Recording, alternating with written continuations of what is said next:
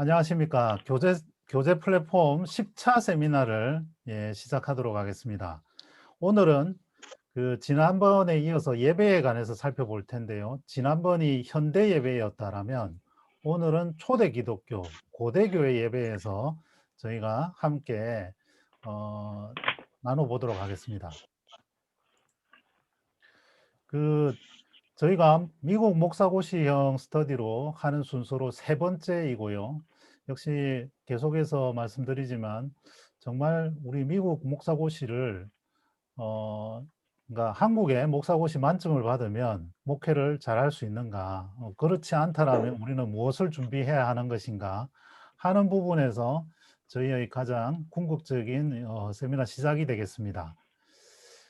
지난주 거 잠깐 리뷰를 한번 해보겠습니다. 마지막에 우리 좋은 질문을 주셨는데 그 내용이 뭐냐면 현대 예배 순서가 많이 바뀌었는데 그렇다면 그 많은 순서 중에서 핵심적인 것 혹은 필수적인 것은 무엇인가 라는 질문을 주셨어요.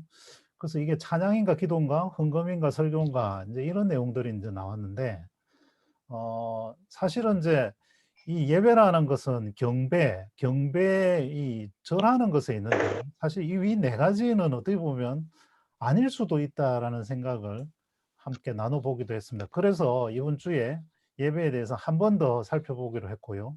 그 비슷한 맥락에서 주일은 예배인데 왜 수요일은 기도회인가? 예배와 기도회의 차이는 도대체 뭔가? 우리가 보기에는 거의 비슷한데 이제 그런 부분들에 대한 이야기도 있었습니다.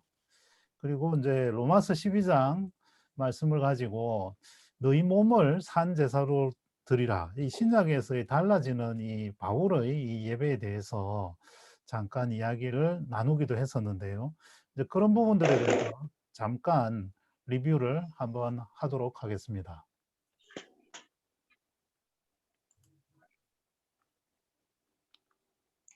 잠깐만요. 이게 기록이 계속 된 거죠? 네, 되고 있습니다. 네. 되는 것 같습니다. 자, 그래서 로마서 12장 1절 말씀 우리가 잘 아는 말씀이고 또 암송, 신대원 입시로부터 많은 암송 말씀이기도 합니다.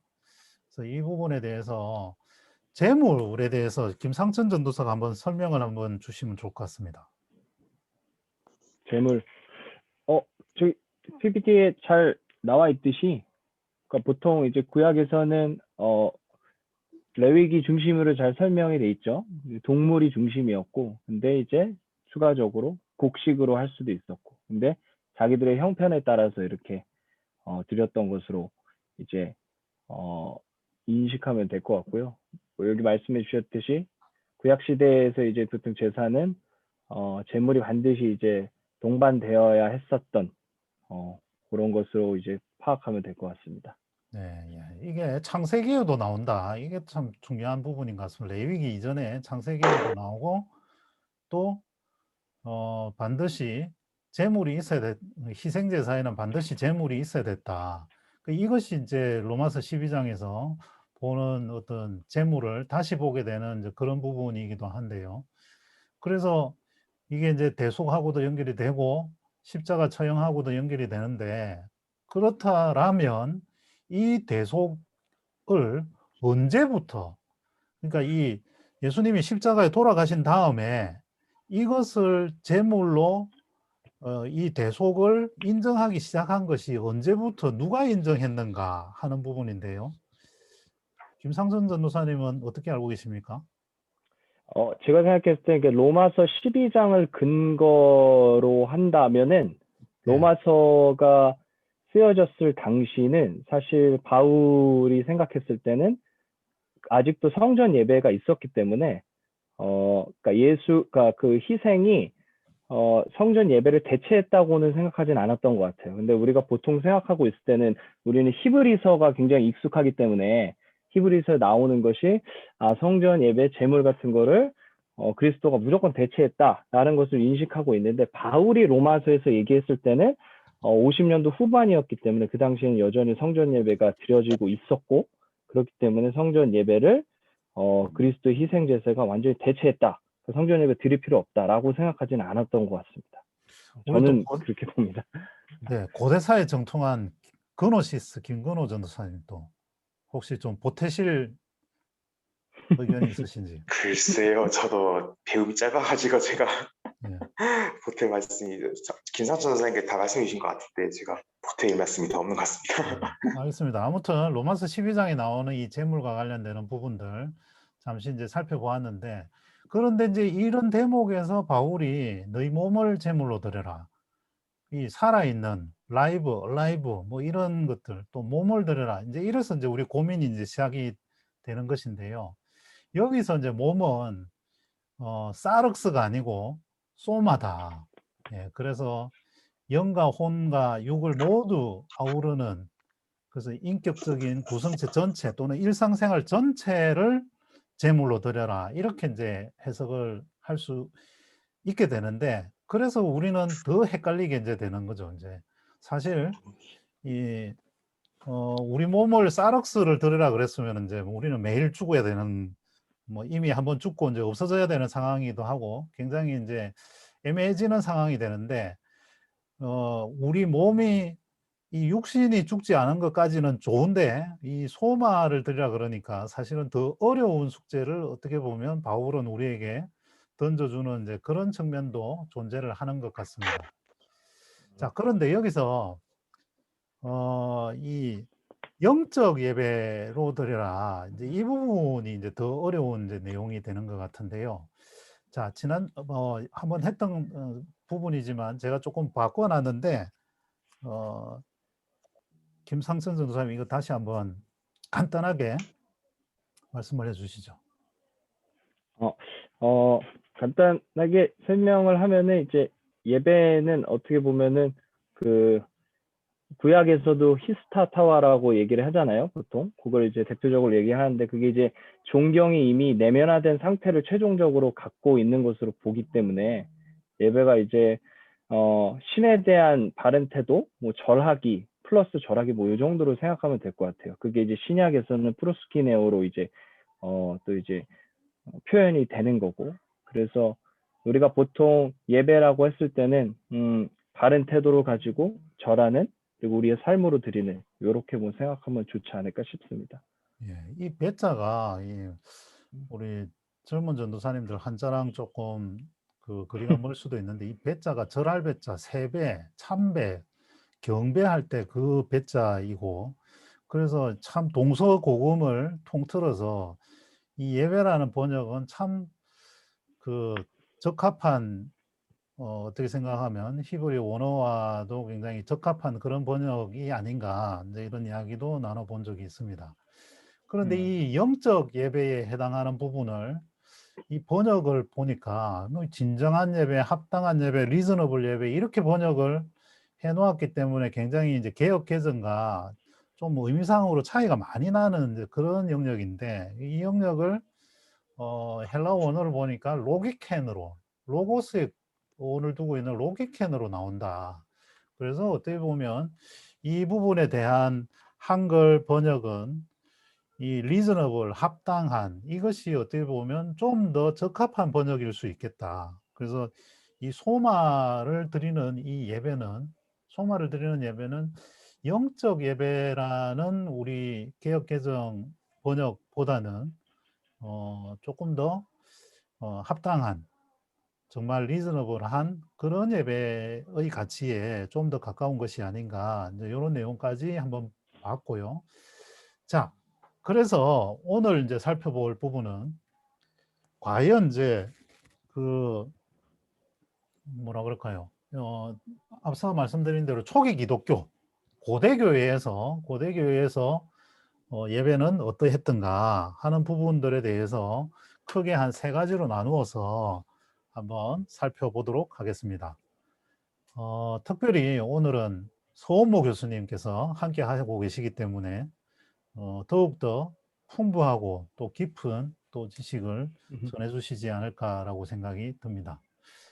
일단 한번 진행을 한번 해보겠습니다. 첫 번째는 그들의 모임. 여기서 그들은 김상전 전도사, 그들은 누구를 이야기를 하는 겁니까?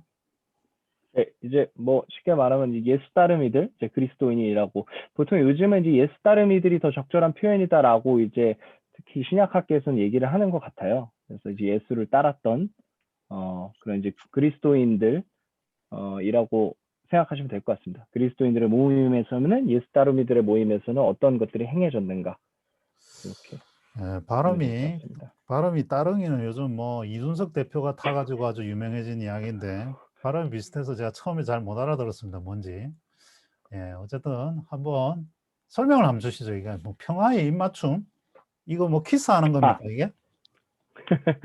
네, 요거는 이제 사실 초기 교회에 대한 자료들이 여러 가지가 있잖아요. 뭐 문헌들도 많고 꽤 많은데, 근데 거기에 보면은 또 이제 학계에 따라서 방점을 어디에 찍느냐에 따라서 조금 달라지는 것 같기도 합니다. 예배학에서는 또 이제 예전적인 측면을 또 강조하다 보니까 그런 이제 차원에서 해석을 많이 하는 것 같은데, 제가 지금 이제 같이 나누고 싶은 것은 이제 알렌 크라이더라는 이제 그 미국의 이제 교회 사가가 있는데, 그분이 쓰신 책이 우리나라로 번역된 것도 2권 정도가 있어요. 번역되지 않은 것들은 꽤 많은데, 근데 이제 초기 기독교의 예배, 그들의 모임에서는 어떠한 모습들이 나타났는가에 대해서 이제 구성을 한 건데, 얘기를 한 건데, 거기서 그들의 소위 말하는 예배 모임에서 무엇을 했는가 를 이제 얘기한 것을 제가 좀 요약해서 같이 나누고 싶습니다. 근데 그 여기에서 평화의 꼭 입맞춤이 지점하다, 뭐냐니까, 뭐 이렇게 서론이 너무 길어.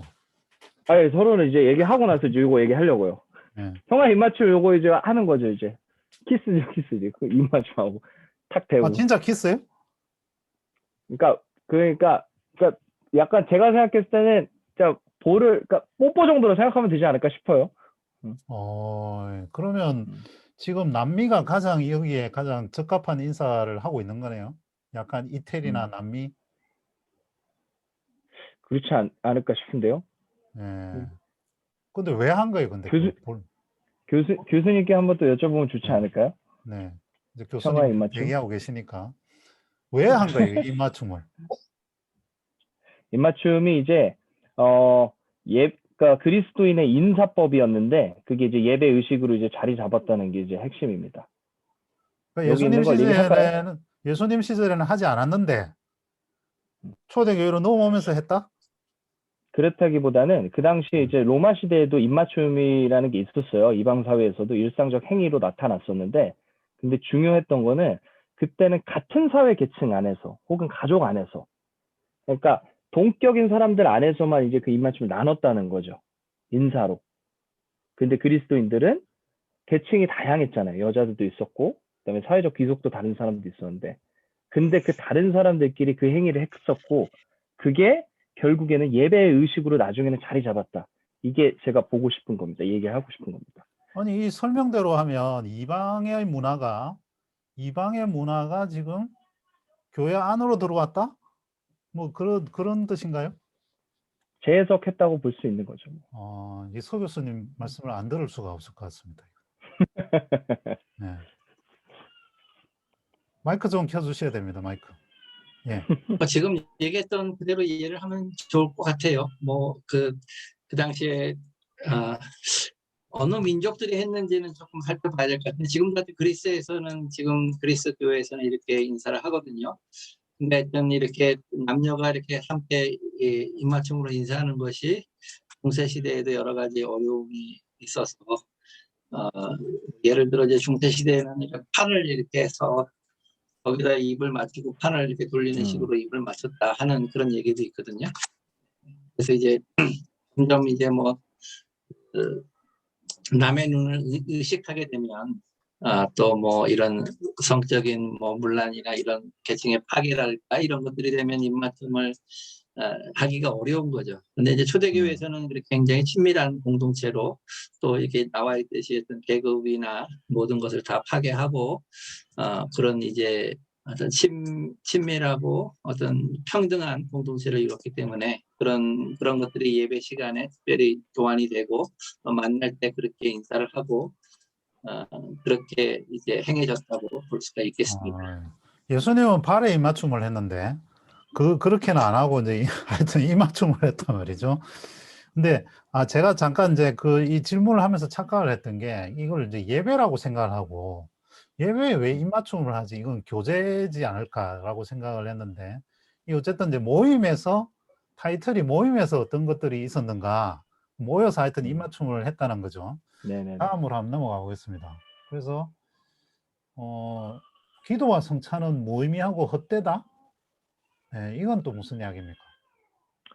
글쎄 이제 평화의 입맞춤이라는 게 그저 뭐 세레모니식으로 한다기보다는 그걸 통해서 이제 구현하고자 했던 것이 정말 우리 사회에서 화평을 만드는, 그러니까 사실 그리스도인이 된다는 것 자체가 사회 전복적인 거잖아요. 사실 같이 함께 할 수 없는 그 계층끼리 하나 된 형제로 헬라인이나 뭐 구스인이나 노예나 뭐 종이나 다 하나 된다는 게 그 당시에 로마 세계에서는 명예가 가장 중시되는 사회였기 때문에 명예를 뒤집어 엎는다는 거는 완전 사회 전복적인 거잖아요.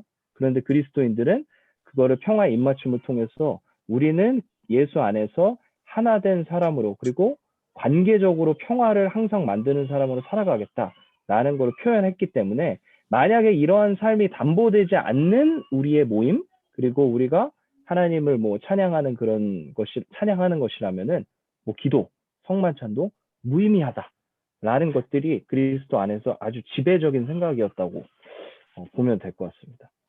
아니 이게 이제 로마의 지배를 받고 있었는데 그 당시에 이제 유대교하고도 틀어지면서 사이가 좀 안 좋아졌던 거잖아요. 그런데 뭔가 이게 그 신분을 오히려 속이려고 한 그런 의도는 없었습니까, 그러면? 그렇지는 않았던 것 같아요. 특히 이제 1세기에 이제 중요한 게, 기독교가 1세기 특히 기독교는 독립적인 종교가 아니라 유대교의 한 분파로서 유대교 갱신 운동이라고 생각해야 되는 게 중요하기 때문에 유대교를 배타시하지 않았고, 1세기 후반 특히 2세기로 넘어갔을 때 유대교가 완전히 분리된 것이기 때문에 그걸 뭐 위장을 하거나 숨기려고 했던 건 아닌 것 같아요. 자, 여하튼 지금 뭐 우리 교회는 어떠한가? 우리는 뭐 입맞춤도 안 하는데 서로 인사도 잘 안 한다 뭐 이런 이야기인가요? 아니요, 그건 아니고 네. 우리는 이제 여기서 얘기하는 거는 결국에는 그들의 모임에서 행해졌던 거는 관계성을 중시했다는 게 제가 보고 싶은 겁니다. 알렌 크라이더도 그걸 얘기하는 거고, 관계성을 중심으로 공동체 평화와 일치를 구현하는 게 그리스도인들의 모임이다. 그런데 우리 지금 교회는 예배 출석하고 우리가 특히 뭐 제의를 드리고 찬양을 하고 이런 거에는 굉장히 중심을 하지만, 우리가 코로나 터지고 나서도 뭐 이제 오프라인 예배 같은 거에 강경한 태도를 취했었던 분들도 예배에는 굉장히 목숨을 걸고 제의에는 굉장히 기민하게 생각을 하는데, 실제로 우리의 예배를 통해서 구현해야 되는 우리 인간관계, 그 안에서 우리가 이룩해야 될 평화, 이런 거에는 좀 둔감한 거 아닌가, 뭐 이런 차원에서 제가 질문을 던졌던 겁니다. 예, 그러니까 이제 아까 서 교수님 시작할 때도 말씀하신 교제 플랫폼이 코이노니아 펠로우십이냐 그랬는데 이제 그게 좀 약하다. 예, 뭐 그거는 뭐 현실적인 사실인 것 같고요. 뭐 저는 사실 어렸을 때 굉장히 좀 보수적인 교회에서 자랐는데 아니 교회에 놀러 왔냐 이거야. 예배가 끝나면 집에 가야지 왜 밥 먹고 노느냐. 그래서 이거는 예배가 아니다. 뭐 이런 이야기들도 사실은 이제 조금 듣고 이제 이렇게 좀 자랐는데 그게 조금 이제 참 그 밸런스 내지는 정확한 가르침 이런 게 참 힘들었던 것이 아닌가. 저는 이제 그런 생각도 한번 가져보게 되는데 일단 다음을 한번 넘어가 보겠습니다. 입맞춤을 하고 나서 기도를 하는 건가요? 아니면 뭐 입맞춤도 하고 기도도 하는 건가요? 근데 지금 제가 이제 갖고 온 거는 사실 순서는 불분명해요. 순서는 뭐 말씀 예전 맨 처음에 하고 성만찬 했다 뭐 이렇게 보는 게 사실 좀 지배적인 것 같은데, 제가 한 거는 순서를 중심으로 한 건 아니고 이런 것들이 있었다라는 겁니다. 그냥. 그래서 순서는 잘 모르겠어요, 근데 정확하게. 지금 뭐 보니까 기도는 다 중보 기도네요. 중보 기도면 뭐 우리가 지금 하는 식으로 막 이렇게 막 찬양 뭐 이런 내용은 없었던 건가요? 아니면 있기도 했던 것 같아요. 그러니까 같이 근데 기도하는 시간도 있었는데, 하여튼 네. 주된 내용은 이런 거였다. 중보 기도가 좀 이제 네, 좀 방점이 찍히지 않았나 봅니다. 알겠습니다. 자, 그다음에 이제 성만찬이 있었네요. 이거 한번 설명 한번 네. 주시죠.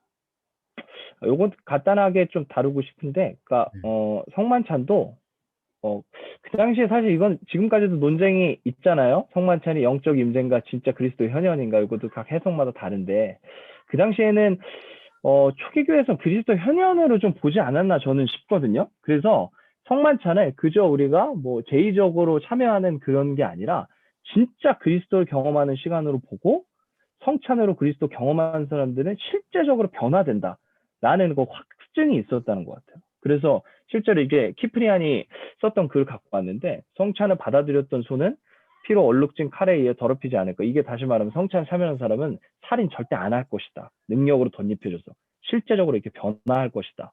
이렇게 얘기했다고 생각하고 실제로 그런 열매들이 나타난 거죠. 그래서 성만찬을 통해서 그리스도인이 실제로 변화되었다. 그 변화된 삶이 구현됐다. 그 초기 교회 모임에서는. 근데 제가 드리는 질문은, 우리는 일단 성만찬을 거의 안 하고, 우리 현대교회에서는 성만찬을 해도 뭔가 그 시간에 참여하는 것만으로 그냥 만족을 얻고 좀 끝내는 거 아닌가? 뭐 이런 생각이 좀 많이 들었죠. 그 자, 이후에 우리가 파송된 우리 현장에서의 삶보다는. 우리가 다음번에 이제 성만찬에 대해서 따로 한번 이제 다룰 텐데요. 저는 먹는 거에 관심이 많아가지고, 여기서 성만찬은 진짜 밥을 먹은 겁니까? 우리처럼 빵 쪼가리 이렇게 조그만 것만 줘서 상징적인 것만 강조를 한 겁니까? 여기서는 그 애찬이 아니라 떡을 떼가지고 했던 그거 같아요. 애찬도 밥 애찬이랑은 먹은 좀 거 아니에요, 분리된. 애찬도? 그러니까 애찬이랑, 여기서 얘기하는 성만찬은 애찬이랑은 조금 구별된 거 아닌가 싶습니다. 요거는 교수님이나 우리 김근호 전사님 의견을 좀 들어보면 좋지 않을까 네. 싶습니다. 아니, 저는 이 성만찬의 시작이 소위 그 풀로 갖추어진 식사인데, 지금은 이제 뭐 조각조각 카스테라 조각을 내든지, 뭐 아니면 뭐 그 동그랑땡 비슷하게 이렇게 하얀 뭐 아주 얇은 거 주든지 이제 그러는데, 이때 이 초대교회 모임에서의 성만찬은 식사였을까? 아니면 상징이었을까? 그게 좀 궁금하거든요. 서 교수님. 예. 언제부터, 네, 교수님, 예.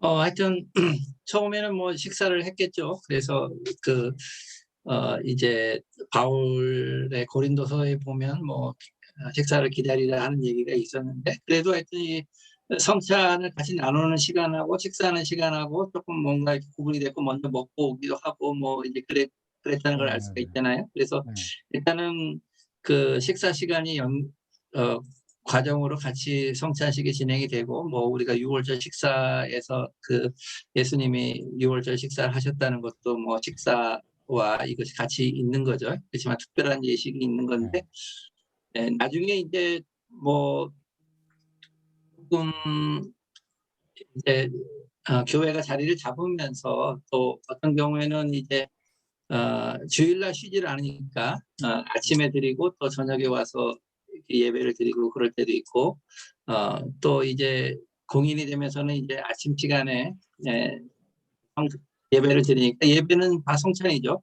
그래서 일단 어느 순간부터 한 뭐 1세기 넘어서부터는 이제 그 성찬식이랑 식사하는 시간이랑 그 구분은 된 것 같아요. 그래서 예배를 포함하는, 성찬까지 예배를 포함하는 시간이 있고, 그다음에 또 식사를 할 수도 있는, 그렇게 이제 구분이 돼서 따로 이제 그 성찬식이 그런 정식으로 드려지는 그런 예배 형태가 이루어졌다고 볼 수가 있죠. 네, 감사합니다. 역시 수준이 달라지고 있는데, 자, 그런데 지금 이제 그들의 모임에 뭐가 있었냐? 처음에 입맞춤을 하고 기도하고 성만찬이 있는데, 그 예배는 지금 뭐 했다는 겁니까? 안 했다는 겁니까? 그러니까 그게 주된 이제 그건데, 우리가 생각했을 땐 예배는 뭔가 딱 정해진 형식과 틀을 갖추는 그런 제의라고 생각하는데, 이 사람들은 그런 생각이 있었냐? 그렇지 않다고 저는 보는 거예요. 그러니까 그들은 그냥 모임이고, 예수의 이야기를 나누고, 떡을 떼고, 교제를 하고, 뭐 경전을 읽고, 성서를 뭐 읽고 그랬는데, 그거를 특별하게 우리처럼 이거는 정말 예배 모임이다 이렇게 생각했을까라는 게 제 질문이고, 그런 것 같지는 않다. 근데 나중에 이제 기독교도 공인되고 또 이제 그렇게 되면서 시간이 흐를수록 좀 더 이제 제의적인 측면이 강조되고 확장되면서 그렇게 좀 자리 잡았던 거 아닌가 이렇게 저는 좀 생각이 됩니다.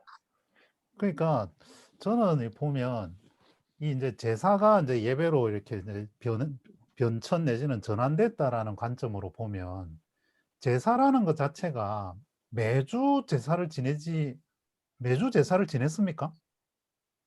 그건 아니죠. 그리고 또 이 제사에 참여를 하는 것 자체가 제사장들은 뭐 각종 5가지 종류의 제사라든지 뭐 이런 그 시기들이 있지만 기본적으로 이스라엘 백성들이 모두가 함께하는 제사 형태가 아니었기 때문에 이 지금 우리가 하는 예배와 그런 부분들에서 조금 차이 내지는 전환기적인 과정이 이제 있지 않았나 이제 그런 생각을 좀 가져보기는 하거든요. 그게 참 어려운 것 같아요. 그러니까 이거를 거의 우리는 제사와 예배를 동격화 내지는 거의 바로 이렇게 A에서 B로 치환된 어떤 그런 개념 정도로 이제 이렇게 거의 이제 지금 뭐 2000년이 지난 시점에서는 그렇게 생각을 하지만 아마 안 그러지 않았을까. 네. 그래서 일단, 예루살렘 교회 같은 경우는 예루살렘 그 성전 제사에 참여했겠죠. 근데 이제 보면 매일 또 따로 모였어요. 그리고 모이면서 떡을 떼고 기도하고 했다는 얘기가 있어요. 그러니까 네. 그 어떻게 보면 기독교인들의 모임은 가정에서 모임을 가지면서 모였고 성전 예배에 참여하고 그런 식으로 드렸던 거겠죠.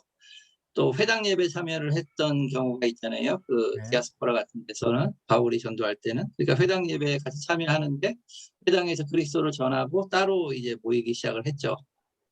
그러면서 이제 특히 이제 이방인들의 선교 공동체에서는 이렇게 뭐 예루살렘 교회처럼 매일 모이지 못하고 하루를 정해서 모였으리라고 보여져요. 그래서 그게 이제 아마 주일, 우리가 얘기하는 주일이 되겠고, 뭐 유대인들은 안식일에 또 모임을 가졌고, 뭐 하여튼 아침에 이렇게 모이고, 또 주일이 또 공휴일이 아니잖아요.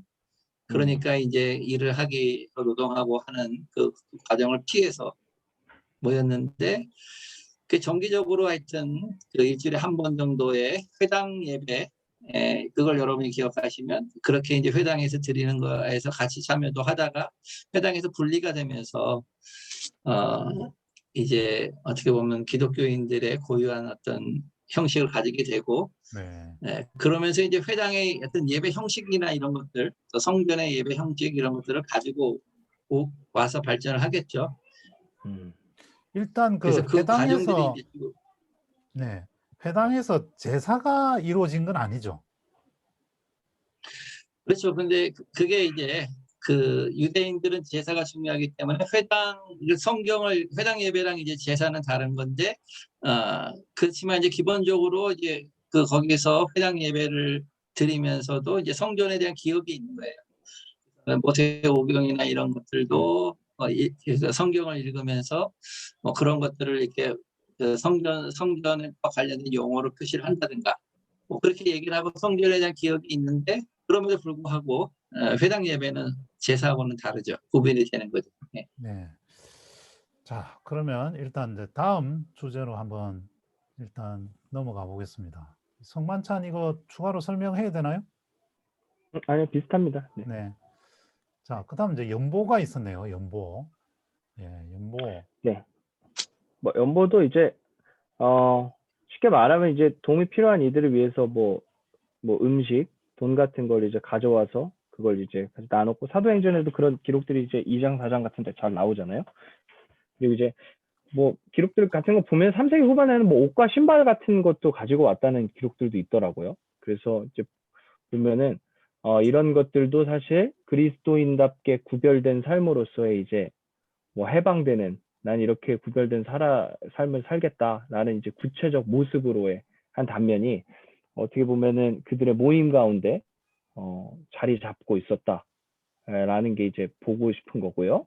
그다음에 설교도 짧게 보면은 우리는 보통 지금 현대 교회에서 우리가 보통 설교를 듣는 건 제가 생각했을 때는 스피치 혹은 연설 느낌이거든요. 근데 그 당시에는 그런 연설 느낌이라기보다는 그냥 경전, 그 당시에 이제 구약 성경도 정경화가 안 됐기 때문에 경전으로 이제 삼고 있었던 지금의 이제 뭐 구약의 글들, 뭐 외경 같은 것들, 유대 문헌들, 혹은 이제 서신서들, 권면 글 같은 걸 읽고 예수의 이야기를 나누고 그 다음에 그걸 가지고 자기 삶을 나눈 거죠. 근데 또 보면은 그런 말씀들을 가지고 이제 공동체 삶에 적용시킨 그런 것도 있더라고요. 키프리안이나 뭐 여러 것들. 그래서 이제 주된 것이 우리가 보통 생각하는 이제 수사적인 연설, 뭐 이런 스피치라는 것이 그 당시에 이제 설교는 아니었던 것 같아요. 네, 자, 그렇습니다. 일단 요 위에 거부터 먼저 보면 여기서 연보라고 하는 것은 구제 내지는 나눔 이런 거에 목적 내지는 초점이 있다고 보면 되나요? 네네네. 그럼 하나님께 나눔. 바치고 이런 거 안 해요? 이거는? 그러니까 그게 하나님께 바침이라고 생각했던 것 같아요. 아, 근데 그걸 갖고 와서. 그러면 저 목적이나 지향점은 거기에 있었는데 활용도가 이렇게 그냥 이제 나눔이나 구제로 갔다? 근데 구약의 정신도 동일한 것 같아요. 하나님께 네. 바치고 나서 뭐 신명 같은 데 보면은 고아, 객과 가부와 다 나눠라. 이게 이제 핵심이잖아요. 11조 같은 것도. 그러니까 그거를 이제 근본 정신을 구현한 거 아닌가 싶습니다. 근데 뭐 사도행전에 아나니아와 삽비라가 죽을 때 그런 장면에 보면 뭐 그 막 하나님께 막 제물로 바치고 이런 개념의 구절은 별로 안 나오는 것 같아서 살짝 이제 그런 고민이 좀 들기는 하는데, 자, 여기서 연보와 헌금은 같은 겁니까? 다른 겁니까? 뭐 비슷하게 보면 되지 않을까 싶어요. 그냥 옛날 용어만 차이가 말이다. 나는 거지. 네네네. 연보. 근데 네. 뭐 연보가 이제 근데 오퍼링이죠. 쉽게 말하면. 네, 그런 것 같아요. 네, 드림, 뭐 나눔. 오케이. 근데 하여튼 연보가 있었고 설교가 있긴 있었는데 우리 지금 한국 교회에서 하는 형태의 설교와는 조금 차이가 있다. 차별돼 있지 않나 예. 싶습니다. 주로 읽고 나누고, 일단 뭐 이 시절에는 뭐 성경도 없고 뭐 일단 없었으니까 읽을 거리도 없고 다 그- 이제 읽어주면 뭐 랍비나 누군가 읽어주면 이제 듣는 그런 형식이었으니까 아마 이제 그런 문맹률이 거의 95% 이상이었기 때문에 뭐 그랬을 문맹을 것 떠나서 같아요. 뭐 읽을 게 있어야 뭐 문맹을 따질 만한 게제가 예? 뭐 파피루스 두루마리 뭐 몇 개 되지도 않는데 뭐 서기관이 다 가지고 있었을 테고 아마 이제 그런 차원에서 어떻게 보면 수요 자체도 없었을 것 같습니다. 뭐 저기 활자가 인쇄술이 발달한 것 자체가 뭐 1500년 정도 넘어와야 되는 거니까 일단 또 다음으로 넘어가 보겠습니다. 그래서 결론은 뭐라고요? 그래서 종교 모임, 제의적 종교 모임이라기보다 그냥 관계성을 중시한 그런 이제 변화를 도모하는 그리스도인들끼리의 모임의 성격이 좀 더 강하지 않나. 물론 이제 교수님 아까 말씀해 주셨듯이 이제 성전 제사, 회당 제사의 그런 근본 정신 같은 건 생각은 했지만 그것보다는 이제 우리가 어떠한 그리스도를 따르는 삶을 살 것인가라는 그런 그들의 모임의 성격이 강했던 것 같아요. 네. 그게 좀 생각해 볼 만한 문제인 것 같습니다. 자, 이게 이제 여기서 우리의 현재 예배와 어떤 부분이 차이가 나고 이제 변천이 되고 좀 찾아야 하는 본질은 뭔가 이제 이런 부분들도 생각을 하게 되는데, 일단 요거는 조금 전체적으로 진행한 다음에 한번 진행을 한번 해보도록 하겠습니다. 자, 두 번째, 뭐 이어지는 이야기인데요.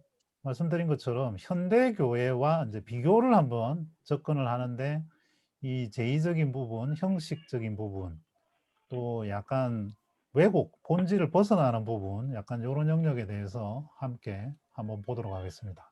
자, 간단하게 설명을 한번 해주시죠. 네, 요거는 뭐 제가 너무 다양해가지고 다 가져오진 않았고 같이 이제 좀 생각해 보았으면 해서 이제 앞에 그 책인가요? 준비를 한 똑같은 거고요. 책? 예. 네, 여기에는 그 책에 이렇게 담긴 거라기보다는 거기 통찰을 빌려 왔다고 보시면 될 것 같아요. 아, 예. 네. 네. 그래서 우리가 근데 현대교회에서 그럼 뭐가 지금 행해지고 있지? 예배라는 이름으로 이런 것들이, 그리고 그 행해지고 있는 것들 중에서 우리가 앞서 봤었던 뭐 평화 입맞춤, 기도, 성만찬, 연보, 설교를 통해서 구현하고자 했었던 그런 공동체의 일치와 평화, 그 근본 정신이 진짜 잘 녹아져 있는 것인가 라는 게 제 질문입니다. 그게 아니라 어떻게 보면 여기 이제 나중에 이게 네 번째 나오지만 예배가 좀 시장화된 느낌인 것 같아요. 저는 예배가 이제 소비 시장이 돼버려서 코로나 이후로는 더 이제 유튜브를 통한 온라인 예배 소비 시장이 된 거 아닌가라는 생각도 저는 좀 들거든요. 그래가지고 요걸 좀 같이 생각해봤으면 하는 마음에서 오케이. 뭐 그럴 것 근데 같습니다. 네. 저는 지금 궁금한 게 뭐냐면 시장화의 대상이 예배가 맞습니까? 예배가 시장화가 된 거예요? 아니면 그렇죠. 설교가 시장화가 된 겁니까? 목사가 시장화가 된 겁니까? 아니면 교회당이 시장화가 된 겁니까? 예배가 뭐 다 시장화가 뭐 된 게 맞나요? 그 분리 불가한 것 같은데 예배가 가장 포괄적이지 않을까 싶어요. 그러니까 어떤 예배를 드렸을 때 사람들이 가장 매력적으로 느낄까라는 것들이 사실 실제로 목회 현장에서도 회의 아이템으로 나온단 말이에요.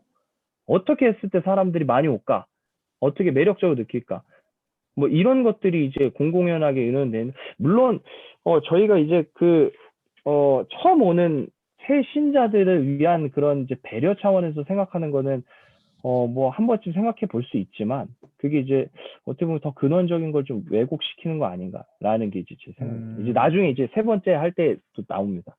저는 이제 코로나 이후에 뭐 온라인 예배 뭐 이렇게 이제 이야기하는데 다른 교회 유튜브들을 이제 많이 찾죠. 이제 거기까지는 동의가 되는데 그 사람들이 그렇게 이제 다른 교회를 찾아보는 그 교인들이 그 예배를 다른 교회에서는 예배를 어떻게 드리나 이걸 과연 찾을까? 아니면 설교만 찾을까? 네? 그게 좀 궁금하긴 한데 그건 어떻게 보세요? 사람마다 좀 다를 것 같아요. 그러니까 네. 설교를 좋아하는 사람들은 근데 그거는 조금 기성세대 어른분들이 거기에 좀 집중하지 않을까 싶고요. 네. 제 생각에는 좀 젊은 층들은 전반적인 이런 흐름 같은 걸 좀 보지 않을까요? 찬양이나 뭐 인트로 도입 부분이나. 그런 거에 관심을 가진다. 네네네. 김건우 전도사님도 그렇게 보시나요? 저는 이거 좀 애매한데. 예. 감각적인 걸 더 좋아하는 그 측면이 이제 청년들에 한해서 이제 다 그런 건 아니고 물론 장년들도 그런 분들이 없지 않아 있는데 네. 왜 그런 감각적이라는 얘기를 했냐면 실제로 제가 겪은 일인데 교회에서 예배를 드릴 때 당장 이제 자녀를 둔 청년은 아니지만 청년은 아니죠. 자녀를 뒀으니까. 근데 청년 나이 또래 부모님이에요. 부모님인데 이 부모님이 예배를 이제 어린이가 이제 예배를 드리게 할 때 기존 교회에 들었던 예배 방식이 마음에 들지 않은 거야. 그러니까는 뭔가 좀 더 다채로운 좀 그 찬양 율동 있고 막 이런 예배를 보면서 온누리 교회 예배를 이제 그렇게 보는 그런 사례가 있었습니다, 실제로. 어쨌든 그런 사례를 보면서 느꼈던 게, 요즘 분들은 다 이렇게 좀 감각적인 거 원하는구나. 그리고 실제로 또 제가 신대원 때 잠깐 있었던 동순교회, 이제 거기 보면 이제 지금은 물론 청년들이 많이 떠났다 들었는데, 물론 왜 그런지 모르겠는데, 그때 제가 있을 때마다도 청년들이 참 많이 왔어요. 근데 뭐 예수님을 모르고 그 교회로 온 게 아니라 다른 교회에 다녔다가 뭐 여러 가지 이유로 온 청년들이 참 거기에 많이 있었는데 뭐 거기에 뭐 왜 그럴까 궁금하게 쭉 생각해 보니까 동순교회에서 하는 여러 가지 예배 방식 뭐 청년 친화적이라고 말 못하겠는데 좀 감각적인 그리고 문화적인 그런 컨텐츠를 많이 살리려고 교회에서 노력을 했고 그런 게 청년들의 마음을 자극했기 때문에 오지 않았나. 네. 저는 그 궁금한 것 중에 하나가 우리 김건우 전도사님이 최진봉 교수님하고 그 드리는 예배가 가장 시장화와 거리가 먼 그런 거잖아요. 그걸 하면서 얻었던 경험이나 뭐 이런 부분들은 혹시 이제 어떠한지 그거 한번 물어보고 싶고요. 그거 조금 또 준비하는 동안에 김상선 전도사님은 이 형식화라는 게 그럼 예전의 예배에는 이 형식이 없었는가? 라는 측면하고 어떻게 비교를 할 수 있는지 한번 궁금합니다. 그래서 김건우 전도사님 먼저 답을 한번 주시죠. 김근우 전사님이요? 네, 김건우 네, 전도사님. 네. 잘 아시죠? 극일찬미는 이제 네. 극일찬미라고 하는 그 모임은 이제 모임 이름 그거죠. 극일찬미라고 하는데 그리스도기를 따르는 자들의 찬미라 해서 극일찬미인데 뭐 이거는 말씀하신 대로 시장화랑은 거리가 매우 매우 멀죠. 그리고 뭐 흔히 예전적이라고 하는 그런 방식의 예배를 따라서 드리기 때문에 어떻게 보면 당장 개신교인들한테 익숙하지 않고 천주교 따라오고 있네 이런 느낌일 수도 있고, 어떻게 보면 어떤 그런 방식의 예배인데, 사실 이거는 좀 시장화는 안 될 거예요. 확실히 시장화는 안 되고, 이제 뭐 이제 성공회만 봐도 그렇잖아요. 시장화는 좀 거리가 멀잖아요. 대신 이거를 경험한 사람들은 그것을 찾게 되는 그런 느낌이랄까. 그래서 저는 드리게 되는 것 같아요. 거기에서 함께. 자, 그럼 저는 부연 질문을 드리면 우리 네, 한국의 목사님들이 가장 관심 있어 하는 거 있잖아요. 부흥. 그 지금 네, 이제 참석한 사람은 계속 매니아가 된다 이제 이런 이야기를 하셨는데 좀 그런 숫자가 느낌이 있죠. 늘어나고 있습니까? 아니면 그 반응이 좋아지고 있나요? 혹시 그건 어떻게 됩니까? 이제 코로나19에서 물론 이제 코로나19에서 사람들이 오는 걸 주축하고 있는데, 관심 가지고 그다음에 오는 사람도 있고, 실제로 지금 신대원생 중에서 이제 참여하기 시작한 분들도 계시고 그렇습니다. 조금씩 네. 늘어난 추세입니다. 근데 예. 확 늘어나거나 그런 건 없습니다. 그래도 어쨌든 예. 그게 확 늘어나면 한국 교회가 다 따라할 거예요. 예. 근데 이제 김상근 전도사님이 이거 이제 제2화 형식화 이 부분이 제사가 훨씬 더 제의적이고 제사가 훨씬 더 형식적이고 뭐 이런 부분들인데 이걸 비교했을 때 지금 그 반론에 대해서는 그런 반론에 대해서는 어떻게 이야기를 하시겠습니까? 그러니까 제가 이제 단어를 한 가지 좀 누락한 것 같은데 이게 너무 극단화된 게 제가 지적하고 싶은 거예요. 제 형식이 또 중요하죠, 사실. 근데 극단적 제의적 측면, 제의화, 네네네. 제의적 극단적 측면도 형식화. 분명히 있지만 네. 형식에 너무 치중하고 제의에만 치중하고 그거를 통해서 사실 저는 사실 그 예배 그 이제 거기 이제 우리 가톨릭에서 미사라고 하잖아요. 근데 그게 이제 어떻게 보면 결국 파송한다라는 거잖아요. 저는 그게 가장 예배의 정신에 맞다고 보거든요, 사실. 그러니까 예배는 예배 그 시간으로 끝나는 게 아니라 그걸 통해서 우리의 삶의 현장으로 사실 파송하는 건데, 그래서 어떤 제가 신대원에서 같이 얘기 나누다가 같이 나눴던 얘기인데, 뉴욕의 한 이제 가톨릭이었나 그 교회는 가톨릭 교회였나 하여튼 교회 되게 전통적인 교회에서 뉴욕 맨하탄의 한 한복판에 있는 딱 이제 교회가 있었는데, 예배를 마치고 나서 이제 목사님인가 그 신부님이 문을 딱 열고 나서 저 뉴욕 한복판 거리를 여러분 나가십시오 딱 이렇게 예배를 끝낸대요. 오케이. 그러니까 그게 이제 우리가 가서 이제 이렇게 살아가십시오라는 파송이 가장 핵심이 돼야 되는데, 그거보다는 제2 형식에 이제 너무 치중돼 있지 않나, 이게 제가 이제 같이 나누고 싶은 겁니다. 네. 이 서 교수님 한번 종합을 한번 해주시면 좋을 것 같은데요. 그 전에 이제 제가 하나 말씀을 드리면, 제가 아까 이제 그 예배를 이제 세배하고 비유를 해서 애들한테도 설명을 하기가 참 좋더라고요. 세배를 하면 소위 이제 덕담을 해주십니다. 그 이제 덕담이 어떻게 보면 순서상 보면 이제 설교랑 비슷한데, 그 덕담의 요소는 지금 김상선 전도사가 이야기한 파송의 메시지와 거의 유사한 형태를 지니죠.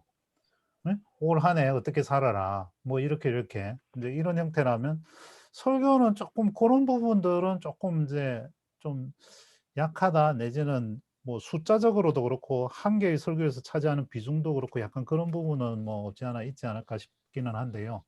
예, 서 교수님 한번 말씀을 주시면 좋을 것 같습니다. 전체적으로.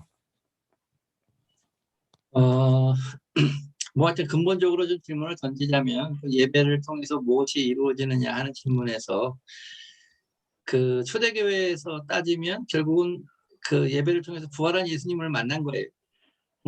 성찬을 통해서. 그래서 변화가 일어나는 거죠. 예배를 하여튼 뭐 여러 가지 분위기가 있지만 결국은 이제 그 부활한 예수님과의 만남, 그리고 그 만남을 계속해서 사실은 성찬이나 뭐 이런 결국은 뭐 화채설이니 뭐 이렇게 모든 것을 얘기하는 것이 성찬을 통해서 하나님과 만나는 거죠. 설교도 지금 결국 강조하는 것이 하나님과 만남이고, 그래서 지금 뭐 이제 예배를 통해서 고민을 하는 목회자가 있다면 결국은 이 하나님 만남을 어떻게 이루게 할 것이냐, 어떻게 이 그냥 아무런 준비도 없이 일주일에 한 번씩 오는 우리 교인들에게 그 만남의 컨택트를 어떻게 맞춰야 되느냐 하는 그런 이제 고민이 있다고 생각해요. 그래서 일단은 어떻게 우리가 예배를 통해서 하나님을 경험하느냐, 그게 뭐 감각적인 방식이든 찬양이든 뭐 그런 이제 고민이 있고, 결국은 그게 그냥 분위기가 아니고 하나님과 직접적인 만남이 이루어져야 되는데, 그거를 이제 어떻게 해야 되느냐 하는 근본적인 우리가 고민을 좀 해야 되는 것이 아닌가 하는 생각이 들고, 그것이 이루어지면서 이제 그 만남이 사실은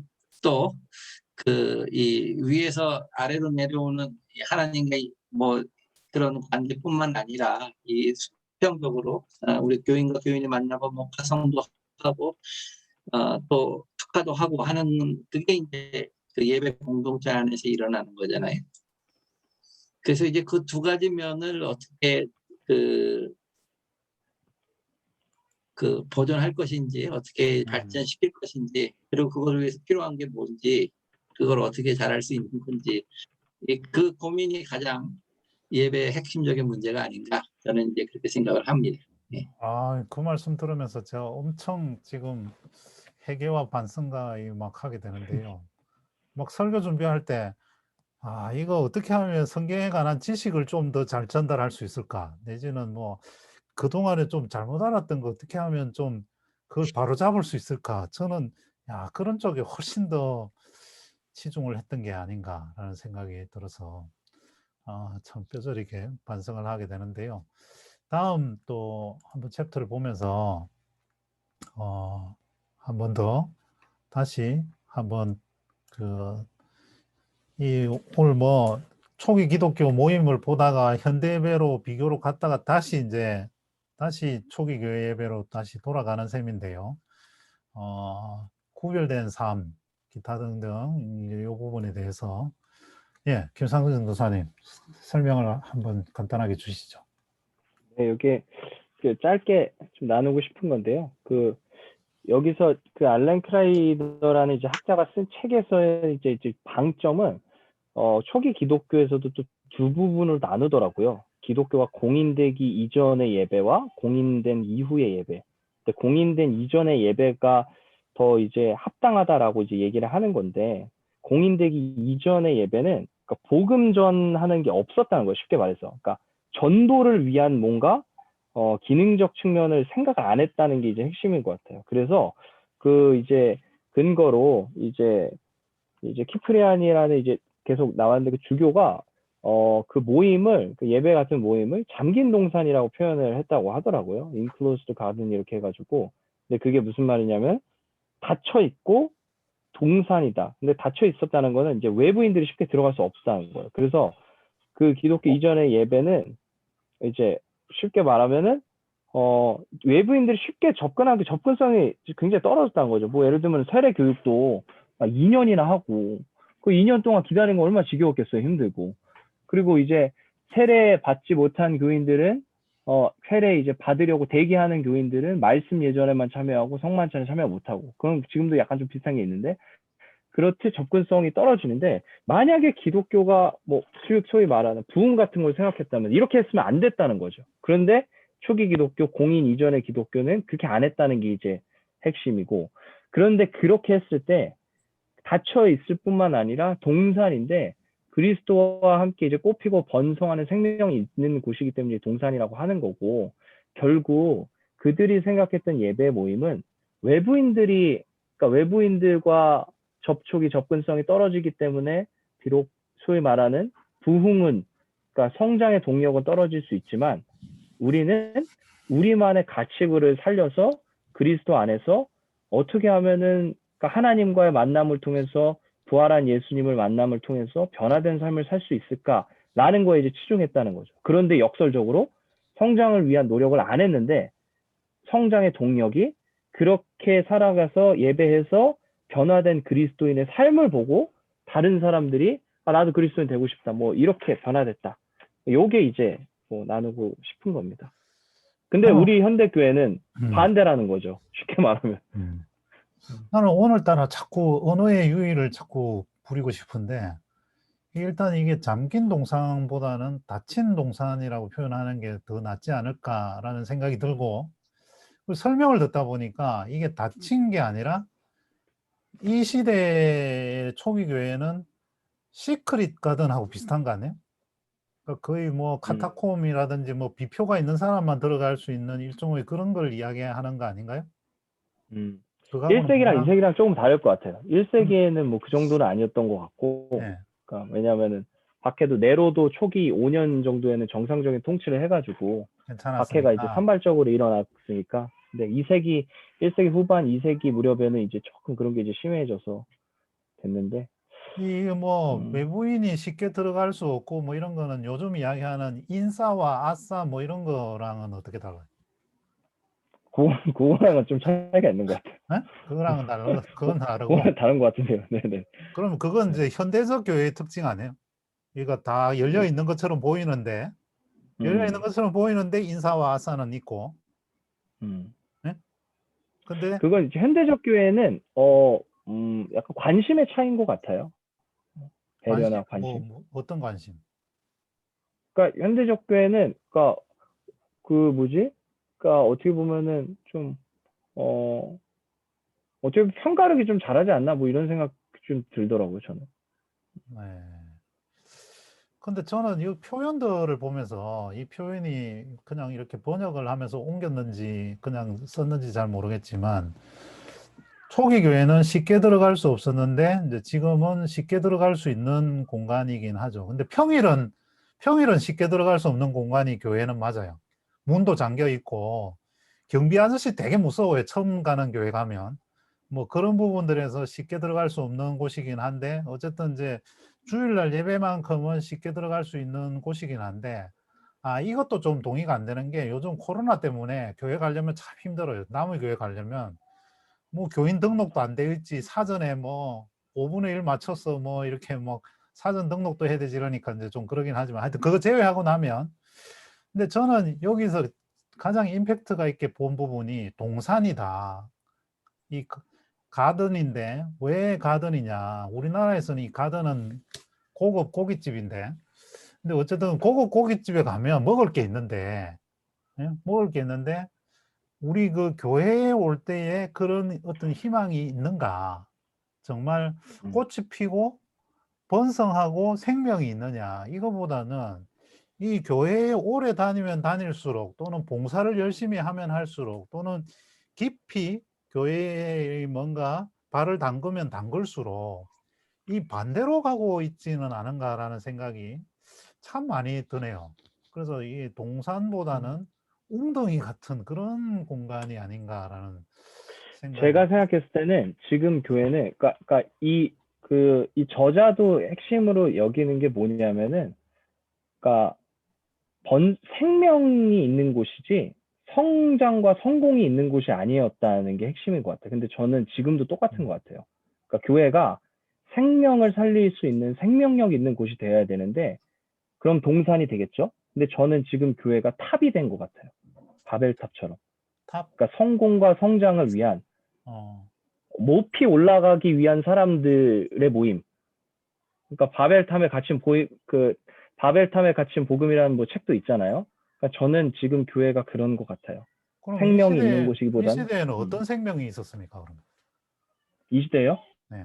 그러니까 이 시대에는 예를 들면은 그러니까 그레코 로망 시대의 그 가치체계를 완전 전복시켰던 거죠. 예를 들면은 이 당시에는 기형아가 태어나면은 저주받은 자식이라고 해서 버리는 게 오히려 자연스러웠던 것이고 전혀 돌보지도 않았는데, 그리스도인들은 생명을 살리는 것이 중요하다라는 생각에서 그런 사람들, 그런 아이들, 고아들 막 기르고, 그래서 윤리적인 것을 생각하지 않았던 시대인데 거의, 그러니까 그 당시 그런 체계로는.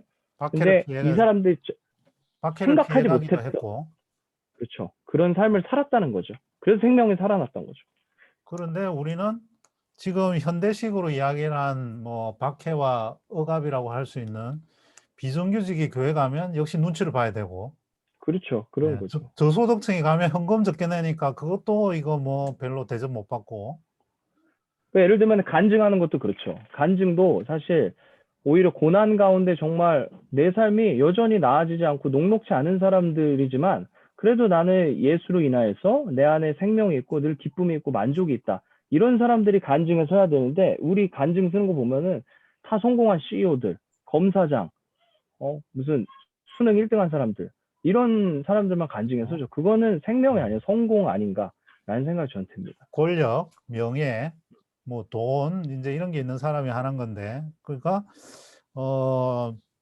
요즘의 부의 원천은 부동산이니까 누가 집을 어디에 사가지고 얼마나 올랐냐 이제 이걸 이야기해야 되는데 나는 집도 없고 뭐 전세 전전하고 뭐 월세 전전하면서 이사 메뚜기 해야 되고 이제 이러면 교회 가서 사실 나누기도 어려울 것 같아요.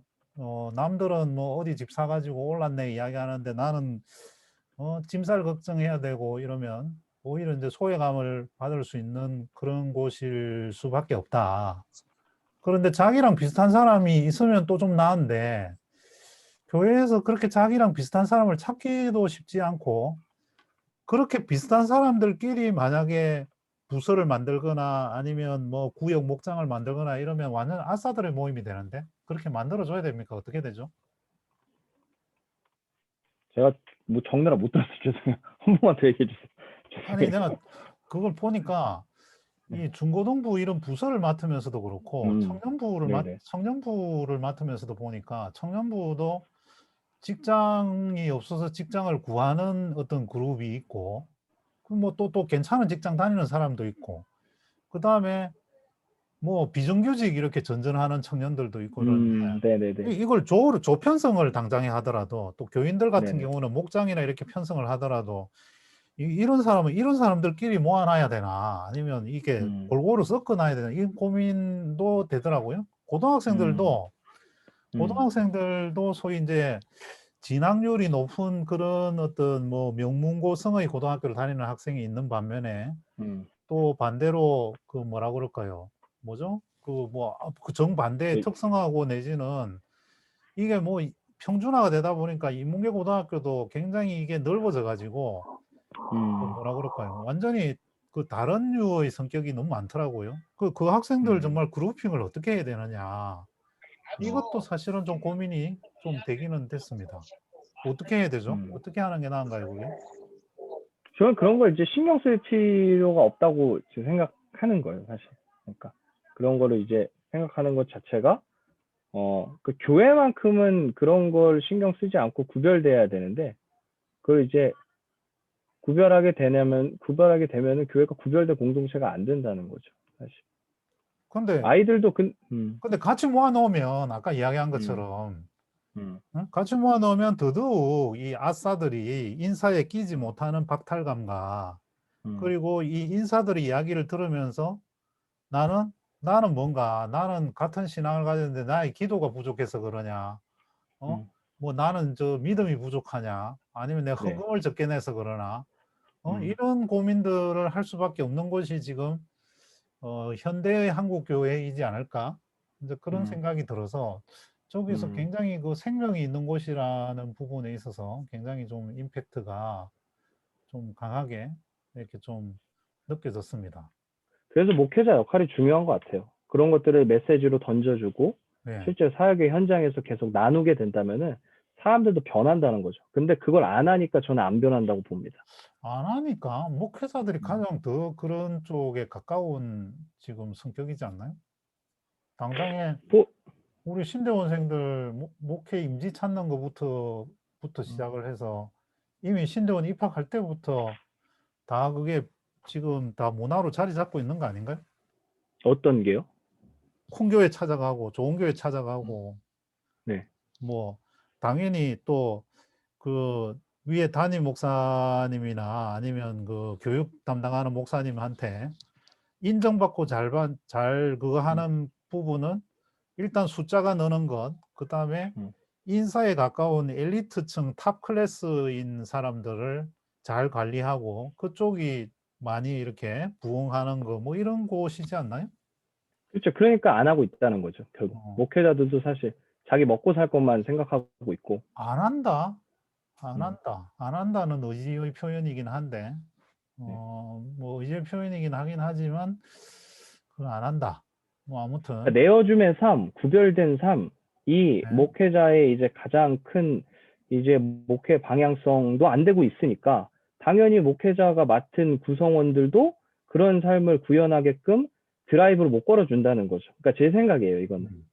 저는 그렇게 봅니다.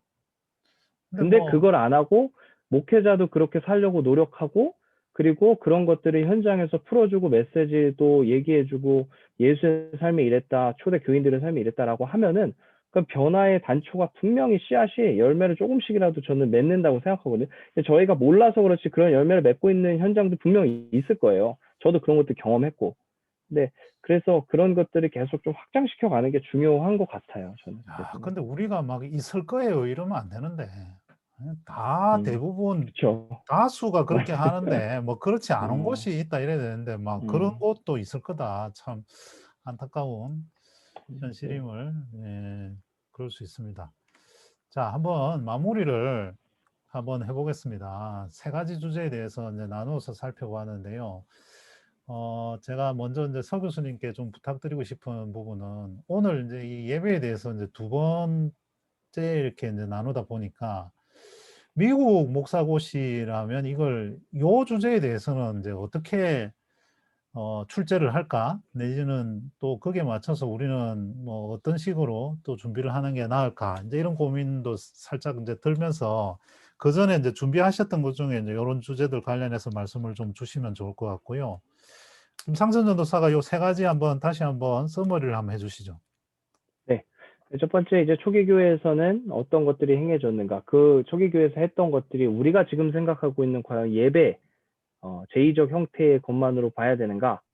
라는 것에 대해서 봤는데 뭐 평화 입맞춤도 하고 기도, 성만찬, 연보, 설교 등도 했는데 그걸 통해서 뭔가 형식 뭐 세레머니라기보다는 물론 그 성전이나 회당 예배 그런 정신도 연속성이 있지만 그것보다는 그걸 통해서 어떠한 삶을 구현하고자 했던가 관계성으로 좀 약간 방점을 찍었던 거 아닌가. 그리스도인의 구별된 삶. 우리에게 확실히 없는 거는 입맞춤만 없는 것 같아요. 그리고 입맞춤을 복원시키면 이게 이제 돌아갈 것이냐 이제 이런 이제 조금 숙제가 생기긴 하는데, 자, 두 번째 현대교회와 비교를 한다라면 극단적 제의화. 네, 극단적으로 제휴화돼 있고 뭐 너무 형식에만 치중했고 좀 시장화돼 있는 거 아닌가. 그러니까 어떻게 하면은 그러니까 성장에 너무 동력을 맞추고 있는 거 아닌가 이런 생각입니다. 우리가 사실 지난번 타임에 잠깐 이야기했었는데 이 뭐 극단적 제의화 이게 이제 좀 이해가 되기도 하는 게 경배와 찬양 들어올 때의 그 낯설음, 반대, 그리고 이 뭐죠? 드럼과 전자기타 들어왔을 때의 또 그 낯설음, 그리고 그 이후에 뭐 좀 더 가서 크리스탈 강대상이 바뀌고 뭐 마이크가 뭐 이렇게 바뀌고 그다음에 뭐 심지어 요즘 좀 더 좀 편하게 하시는 분들은 강대상 없이 핀 마이크 무선으로 이렇게 막 하고 이렇게 막 왔다 갔다 하시면서도 하고 이제 이런 것들도, 근데 사실 이것도 어떻게 보면 설교 부분이지 뭐 예배가 설교가 예배의 부분이긴 하지만 굉장히 이제 설교할 때의 어떤 많이 나타나는 모습들이고 예배 전체적으로는 뭐 꼭 그렇게까지는 아닌 것 같아요. 그러니까 거의 복음성가를 예배 순서에 넣어서 하는 게 맞느냐 안 맞느냐 뭐 그런 논쟁들 많이 좀 거쳐왔던 것 같고요. 자, 세 번째, 그래서 초기 교회 예배는 어땠다? 다시 한번 서머리를 하자면. 성장보다는 생명이 피어나는 이런 동산 네. 같이 이제 근데 그 생명이라는 거는 정말 부활한 예수님을 만나고 그 예수가 보여줬던 내어주면 삶을 그대로 따르는 삶이 되기를 정말 도모하고 그것을 이제 중심으로 하는 그런 모임이었다. 그렇다 보니까 역설적으로 사람들이 되게 매력적으로 외부인들이 느꼈고 그래서 오히려 그게 성장의 동력이 되었다. 근데 우리 현대교회는 이 반대 좀 아닌가. 성장에 오히려 더 치중하고 우리의 구별된 삶, 우리에게 맡겨진 사람들을 어떻게 생명력 있게 잘 살리고 나눌 수 있는 거에 대해서는 너무 잘 생각하지 않은가. 예. 잘 생각하고 있지 않는가 뭐 이런 네. 점이었습니다. 서 교수님 한번 부탁드리고 또 김건우 전도사도 한번 말씀을 주시면 좋겠습니다. 예, 서 교수님. 예. 하여튼 우리가 이런 논의를 하는 게 저는 이제 요새 생각하는 게 우리가 다 담임 목사로서 생각을 하면 좋겠다는 거예요. 그러니까 예배에 대해서 생각할 때 내가 내 교회를 운영할 때 어떻게 할까? 지금 이제 우리 처음의 상황에서는 어떤 기성교회 지금 어떻게 보면 이제 자리가 잡힌 교회들이 있는 거죠. 그 자리 잡힌 교회에서 가서 활동하게 되면 뭐 그 여러 가지 과정들을 거치면서 이제 원하는 걸 해야 되겠지만 아무튼 이제 내가 뭐 작은 교회 뭐 개척을 한다고 하고 뭐 이렇게 어떤 내가 내 어떤 생각을 바로 펼칠 수 있는 교회라면 내가 어떤 교회를 세울 것인가, 어떻게 예배를 드릴 것인가, 뭐 초점을 사실은 여기 그러면 성찬을 드릴 것인가 말 것인가, 뭐 예배의 초점 주일날 모임을 어떻게 할 것인가, 뭐 다른 때는 어떻게 모일 것인가, 뭐 그래서 우리가 조금 더 다 신학생들이고 다 이제 목사 안수를 받을 것이고 또 어떻게 사역을 할지는 모르지만 그래도 다 공통적인 것이 있다면 내가 그 교회를 어떻게 세울 것인지 거기에 대해서 그래서 이제 그거를 같이 좀 실질적으로 나누고 이론적으로 나누고 그래서 내가 세운다면 이런 교회를 세우고 싶다 하는 생각을 이런 예배를 드리고 싶다 그렇게 논의를 좀 이렇게 발전시키면 좋겠다는 생각이 들었어요. 예. 그래서 네. 감사합니다. 제가 한 가지 더 질문을 드리고 싶은데 교수님 준비하시는 동안에 김건우 전도사님 또 이야기 한번 듣고요. 뭐냐면 가장 큰 부분이 본질을 찾아가는 것도 좋고 뭐 이러는데 현대교회 예배와 조금의 변형이 생기면 교인들 스스로가 낯설어하고 이 부분은 혹시 이단 아닌가 이제 이런 부분들에 대한 것을 이제 어떻게 극복할 것인가도 조금 이제 아주 현실적인 어떤 그런 부분이 아닐까라는 생각이 들기도 하는데요. 일단 김건우 전도사님 먼저 한번 오늘 마무리하는 측면에서 한 말씀 해주시죠. 제가 뭐 한 말씀 나누기가 매우 부끄러운 사람인데 그냥 예배를 하면서 사실 뭐 예배학에서도 하는 말이지만 예배는 우리가 신학하는 표잖아요. 우리가 예배 드리기 위해서 신앙을 하는 거고 뭐 그렇긴 한데 예배라는 게 뭐 여러 가지로 바라볼 수 있겠지만 진짜 모든 게 종합되어 있는 거기 때문에 예배라는 건 엄청 종합되어 있는 거기 때문에 사실 오늘 저희가 나누었던 그런 뭐 시장화라든지 아니면 예배 제의화라든지 뭐 이런 것들로만은 예배를 볼 수 없다 생각해요. 예배는 엄청 다양한 모습으로 이제 우리한테 나타나는 그런 현상들이기 때문에 나타나는 우리가 드리는 그런 행위들이기 때문에 그래서 그것만 다 볼 수 없지만 뭐 오늘 저희가 나누었던 그런 이야기를 통해서 충분히 저희가 반성해야 할 점은 반성하고 그 다음에 또 고쳐야 할 점이 이게 잘못됐으니까 고쳐야 할 점이 무엇인지 바로잡는 그런 시간이었다고 저는 생각합니다. 특히 또 마지막에 키프리아누스 이야기를 하면서 교회가 닫혀 있지 않는가, 교회가 이제 열려 있는데 그게 열려 있는 게 높은 탑처럼 이제 쌓아져서 영광을 위해서 자신의 영광을 드높이기 위해서 교회가 그렇게 열려 있는 거 아닌가 하는 그 마지막에 그 나눔이 저한테는 의미 깊게 다가왔었습니다. 네, 감사합니다. 네, 서 교수님 또 마무리 한번 더 해주시죠. 네, 그래서 하여튼 우리가 그런 여러분이 다 예배학도 배우고 이제 다 교회적인 상황을 알고 있기 때문에 이제 교제 플랫폼이니까 조금 되는 것은 어떤 표준을 좀 어떻게 세워갈까 하는 건데요. 예배가 무엇이고 우리가 예배에서 자유로운 건 무엇이고 또 성찬이나 뭐 이런 성례의 의미는 무엇이고 사실은 이제 미국 교회 장로교 이 목사고시를 얘기했지만 미국 교회는 좋은 예배 모범이라는 헌법에 그 내용이 있어요. 네. 그래서 예배가 무엇이고 뭐 예배의 시간, 예배의 장소, 또 예배와 목회, 뭐 성찬 뭐 이런 것들에서 간당간당하게 정리가 돼 있는 거예요. 그리고 실제로 이제 목사들이 당회를 운영할 때 이런 것들은 어떻게 교회 정치적으로 어떻게 움직여야 되느냐 이런 것이 정해져 있는 거고, 미국 장로교회는 좋은 게 그거를 다 공유한다는 거예요. 장로들도 그걸 읽고 그 안수 집사나 모든 임직자들이 그걸 읽고 대교회에서도 그걸 읽고 노회에서도 그걸 읽고 총회에서도 그걸 읽고.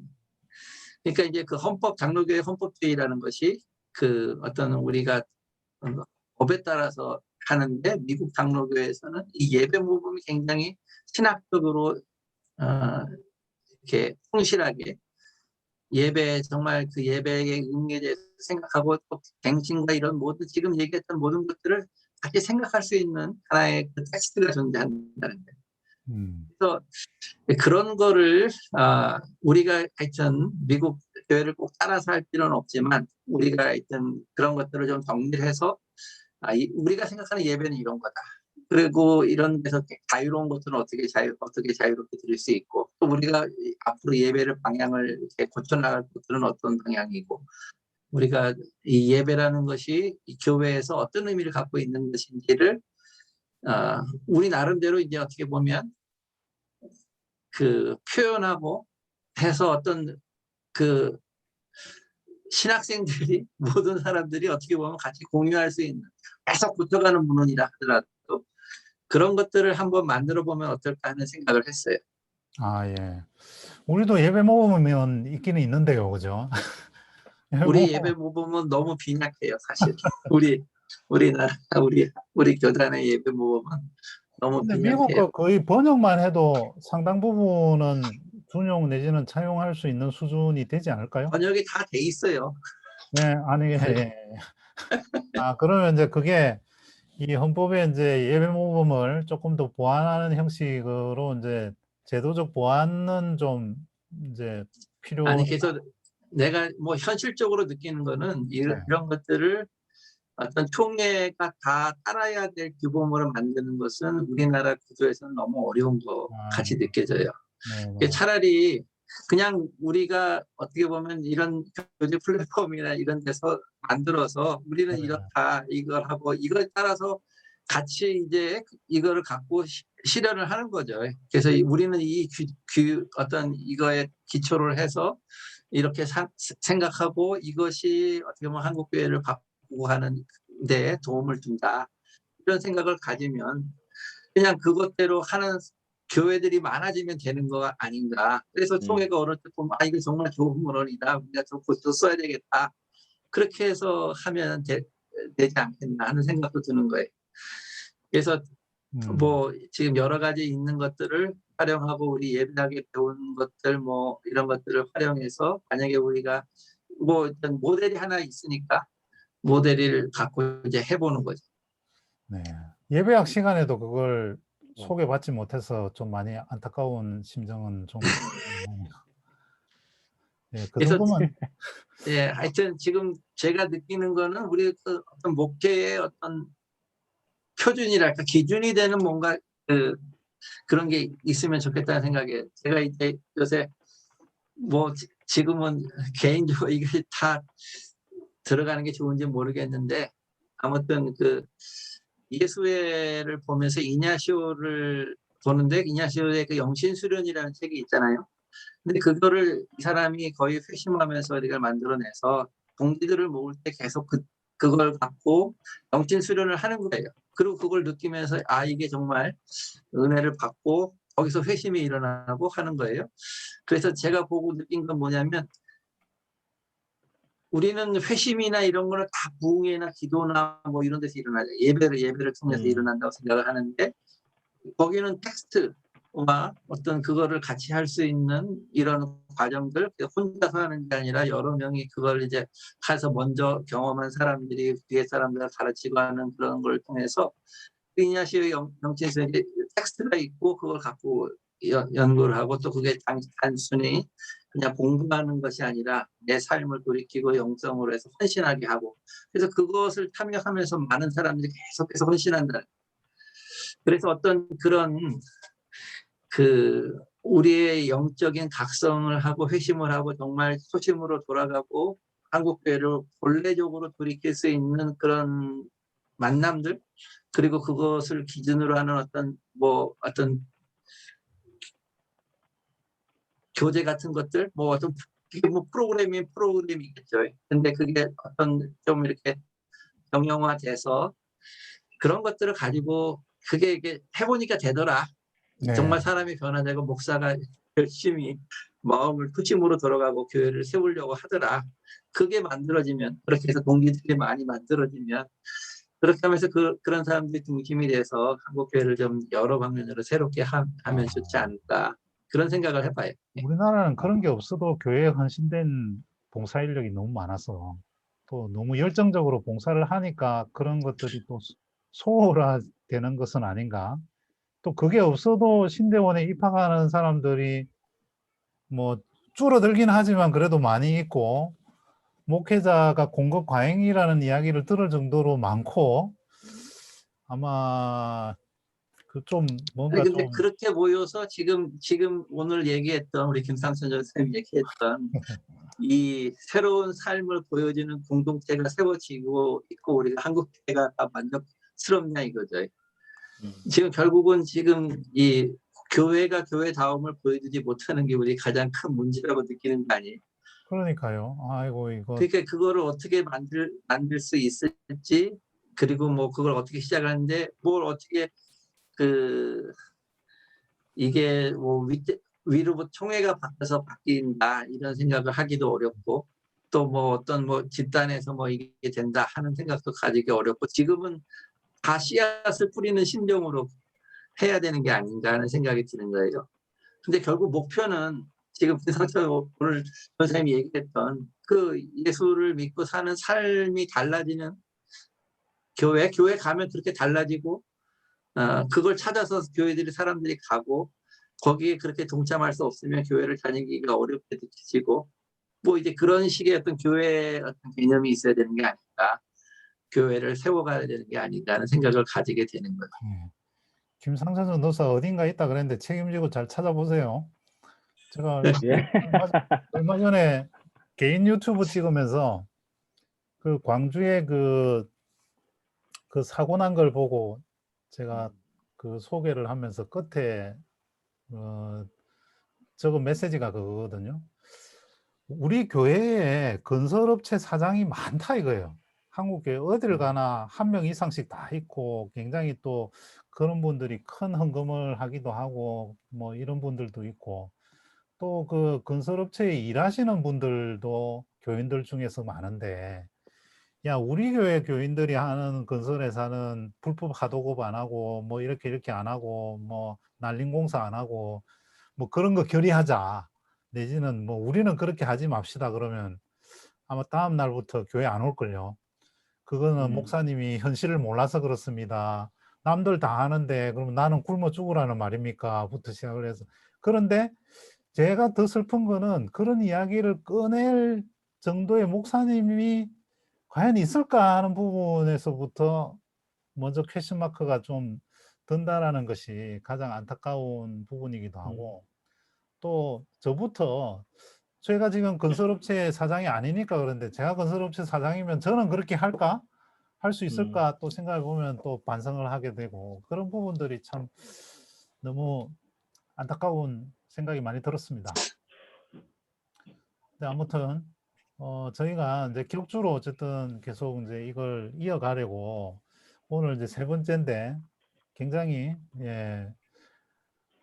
이 2주가 얼마나 빨리 가는지 잘 모르겠습니다. 근데 아무튼 계속 뭐 여러 가지 이제 힘들지만 저희가 그래도 이걸 억지로라도 해야 한 번이라도 더 생각하고 조금 그래도 책이라도 한 번 더 보고 공부하지 않을까라는 생각에서 시작을 했고요.